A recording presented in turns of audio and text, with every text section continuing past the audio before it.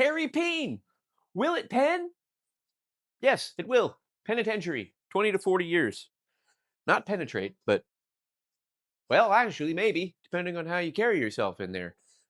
Going in with arson charges for trying to smoke a whole family, I don't, I don't think you're gonna have any problems. I think you'll be okay. I think it's the two dogs that might give you some of the inmates might give you something for the two dogs, but you didn't go in for the two dogs, so they'll probably just let you be. Don't get in debt though. And don't try any of that flea market escape from Tarkov stuff in your bunk. All right, no putting stuff in your butt. And and and if anybody offers you a Snickers, gobble it up, vein side down, and I promise you will have the next 20 to 40 years be a smooth ride.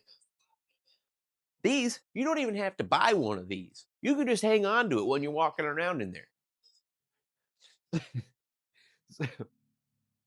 So if I'm going to bring you guys up to speed if you don't know who this is Harrison Jones. He was a content creator, very, he didn't get a lot of views, but he did play Escape from Tarkov, and we all knew each other in that community. And he ran a little YouTube channel with him and a friend, and they did a Will It Pen. You may have seen Will It Pen. This is that guy. What did he do? He found out his ex-girlfriend, that's the big word here, ex-girlfriend, was talking to some other guy, right? So instead of, maybe talking to her about it, he decided to drive 700 miles to his house. This house right here that you see right here. And broke inside and just started pouring gas everywhere and lit the thing on fire. Mom came down and saw him doing it. And they all had to jump out of the house, like people out of the second floor, third, whatever, but the two dogs died. And the thing that's just so crazy about this 700 miles.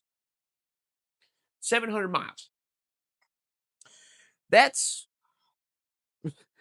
that's from Phoenix to Las Vegas and back without changing your mind. Just just 7 hours or 700 miles. 10, 11 hours, depending on if you stop to get gas. What are you listening to? How do you not, at one point when you stop to get gas, look at yourself in the reflection as the little gas pumps are fucking counting and you're watching your sale go up? Why are you not looking at that thinking, what in the fuck am I doing? But instead, you're filling up the goddamn gas tank. Incredible. You deserve to be there. And you took a plea. You took a plea.